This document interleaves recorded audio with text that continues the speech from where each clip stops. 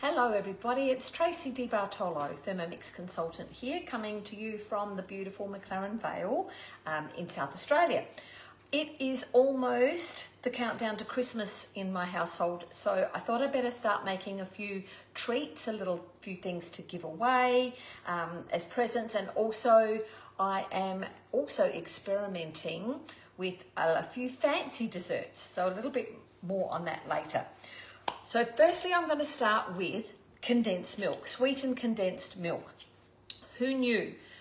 I'm going to start cooking because I'll chat once it's cooking. It is on cookie dough, so for those of you here in Australia that have got cookie dough, just type in sweetened condensed milk. That's all there is to it. So I'm going to start cooking. Very, very simple steps. The first step just tells you to get a jar or something ready, so a sterilized jar if you're going to be keeping it and not using it straight away. So in goes 40 grams of unsalted butter. The thing I love about having condensed milk recipe at our fingertips is that it's just such a simple recipe. 125 of water and lid on. Instead of the measuring cup, we're going to be putting the steaming basket on top. Press next, 3 minutes, 120 on speed 2. So while that's doing that, what I love about the condensed milk is you often forget to buy it. It's one of those funny little things that I don't often go down, the aisle where they are, and so I forget to buy it, or I have bought some in the past, and then when I go to make something, it's been used up for something else. So it is a wonderful thing to be able to do this in 3.5 minutes, to have your own condensed milk ready to go for whatever recipe you've decided to do. You might decide on the spur of the moment you're going to make some sort of a slice, or I might have a bit of cream that needs using and I'm going to make ice cream. More on that later. I'm not showing ice cream today, but I will another day. So it's one of those things that I don't often have, and it is super, super simple. So other than the butter and the water, which I've just put in, really all this step is doing is it's warming up the water to 120 degrees, and the butter, of course, will melt. Now, I had a thought before I started doing this that possibly you could actually put warmer water in and it might speed up this process. It's got to 90 degrees already, so you can see on the Thermomix that the lights have changed from green to red. Now what that means is that it has reached 60 degrees or more, and it is a visual warning, which is great, especially if you have children in the family and you want to be able to teach them that when those lights are red, they don't come anywhere near it. No different than we teach them with the oven. If the oven is hot, we teach them not to touch it. So it's as simple as that. So other than the water and the butter, the only other 2 ingredients, can you believe it, is the sugar and some milk powder.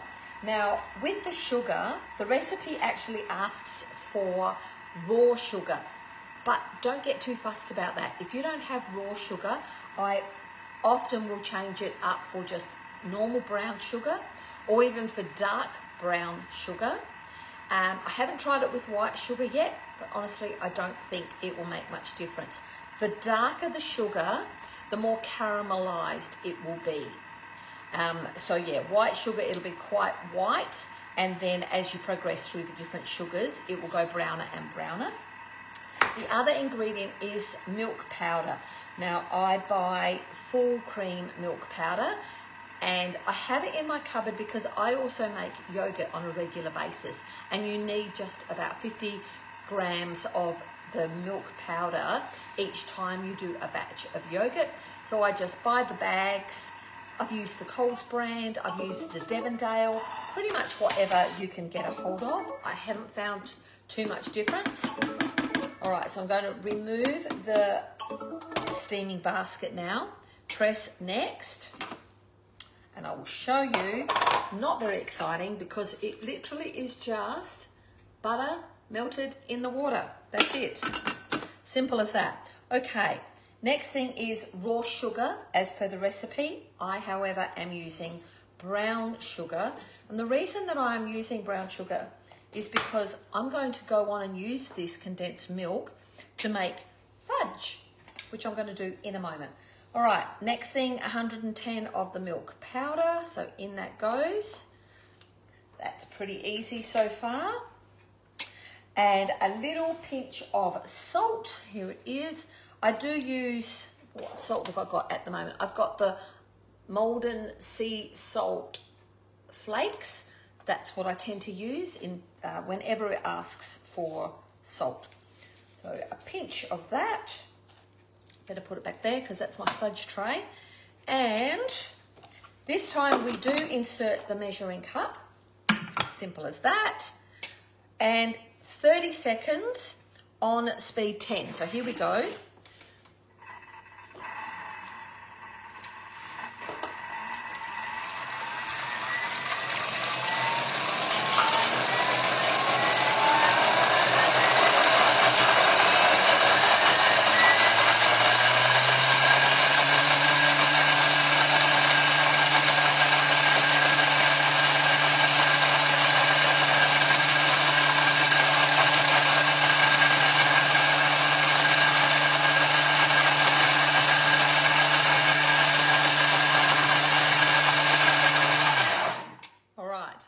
Talk because it was a bit loud. You probably wouldn't have been able to hear me. All right, remember that this is hot. It's heated to 120 degrees. So as always, be very diligent about how you take your lid off. The other thing is, whenever you process things up a high speed like that, so speed 10 in this case, you will get some food that has come up onto the bottom of the lid. I shall show you. So make sure that you air that away, steam away from your face. And then when we lift the lid off, you see how you've got that on there. I'm just going to put that back into the bowl. So that's it. You now have condensed milk. Take it out and I'll just scrape down the sides and you can see how beautiful and thick that is. It's amazing. Ready to go. So that took the grand total of 3 minutes to melt the butter and heat the water and 30 seconds to mix up the rest of the ingredients. And you've now got condensed milk. How great is it to have 2 bowls or more in my case because I'm a bit of a thermo junkie. So what I'm going to do is I'm going to put the lid back on that and I'm just going to set it aside to cool because I will go on and use this for ice cream probably tomorrow once it's nice and cool. So I will let it cool down, scrape it out and put it into a jug, pop it into the fridge because when you've made it like this and there's no preservatives in it, it's only going to last a few days. So put it into a sterilized jar if you want it to last, you know, maybe up to a week. But if you're going to use it straight away, I just put it into a jug in the fridge and I use it either that afternoon or the next day. All right, so I'm going to pop this away and I am going to just show you in here. No, wrong bowl. I've got lots of bowls. In this one, this is a batch of condensed milk that I made earlier today in preparation for this.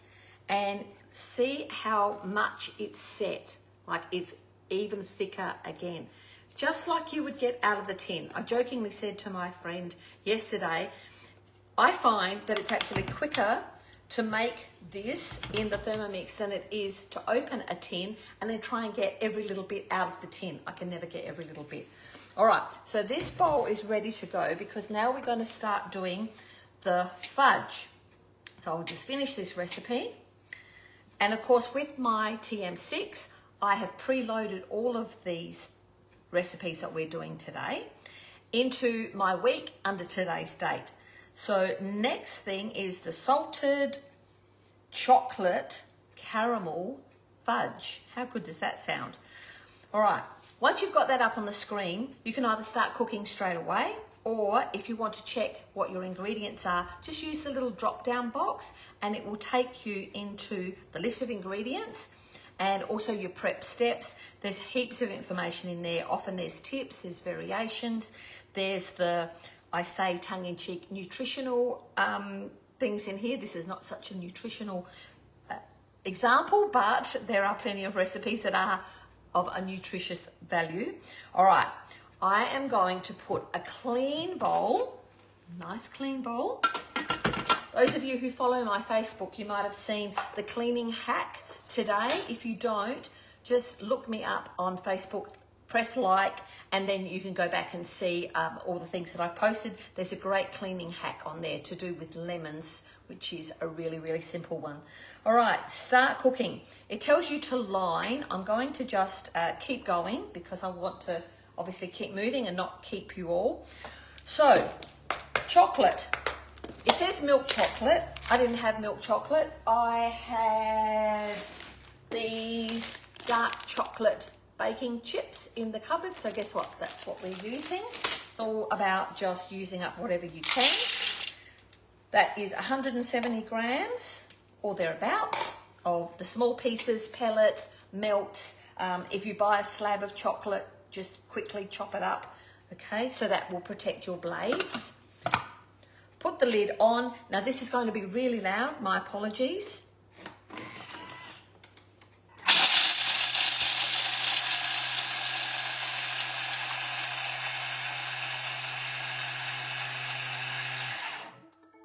Great, okay.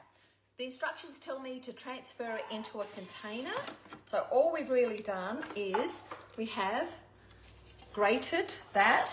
I'm going to use my wonderful little funnel. It's called a jam funnel. You can find it on the mix shop. And if you've been here with me before, you've probably seen it 1,000 times and you're over it now, but there you are. It is the best thing ever. Okay.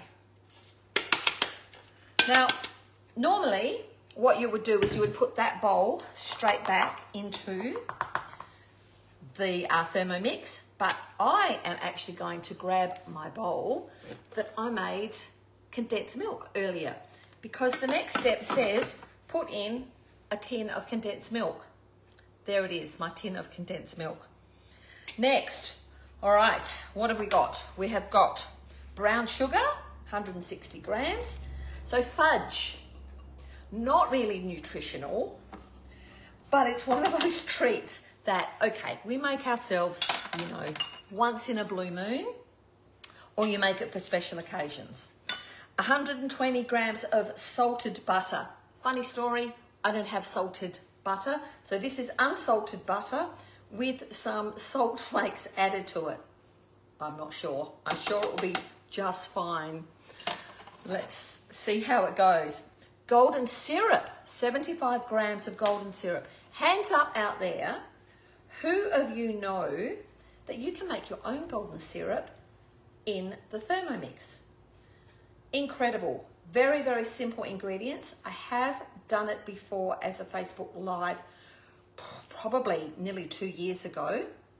And if any of you are on my YouTube channel, you'd be able to find it there also. So if you want to see how to make it, then just go back through my videos on this Facebook page, or you can check out my YouTube channel. Subscribe to it if you want, people. I've got lots and lots of people from all over the world. Okay, next, then we're going to put in 50 grams of the liquid glucose. Now, this is one of those things that you don't use very often, but when you need it, you need it. And there's, to the best of my knowledge, there isn't really a replacement for it. I'll show you the jar in a minute so that you know what it looks like. I just buy it from Coles, so it's not really an item that's hard to get at all. It's just not something that most of us have. Okay, a few more pinches of sea salt, 5 pinches. Because this is salted caramel, we are going a bit overboard with the salt, and also I'm going to sprinkle some on top once it's done. Okay, now we're going to place the simmering basket on here again, and We've got 8 minutes, 100 degrees on speed 3. Now I'm not going to do that now because it's boring. I'm going to just pop it back here and put it on the back to cook. And then after the first 8 minutes, all you need to do is scrape it down, and then with the simmering basket back on top again, you cook it for another 20 minutes, this time on Varoma, again at speed 3. That's so perfect because it means that you can walk away for 20 minutes. Imagine having to stand at the stove and keep it at exactly the right temperature, not boiling over, not bubbling enough. So that's the thing with Thermomix. The precision is incredible and it frees you up to do whatever else you need to do. Then after that's finished cooking, that's the point where we add back in our grated chocolate. So that was our step that we did first while the bowl was dry and clean. And put the measuring cup back in it again, because we're just going to blend it all up for about 15 seconds on speed 3. Now, just a little quick talk before I leave you about how you can pour it off into. So you can put it into a pre-prepared tray like that. So that's just one of the ones from Coles, a Wiltshire one, I think, with a bit of baking paper.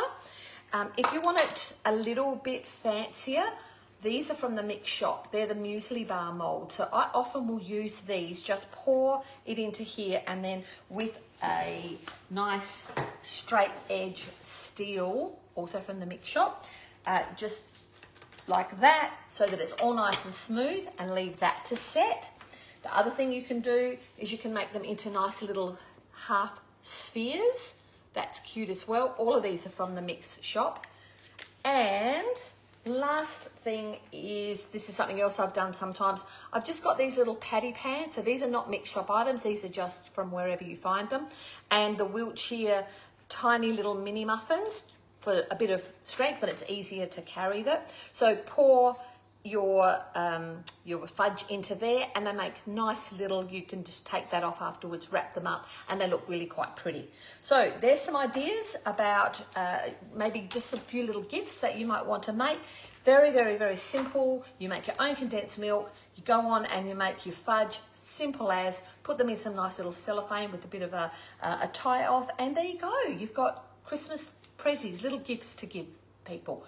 I am going to go now, but I'm going to be back in a little while doing another live, and this time I'm going to be doing the French cannelé, which is pretty exciting. My first time cooking them, so, you know, but I'll be fine. Yeah, so that's it for me about condensed milk and fudge. Go forth and make gifts, and I will see you soon-ish. You never know, whenever you're ready. Bye now.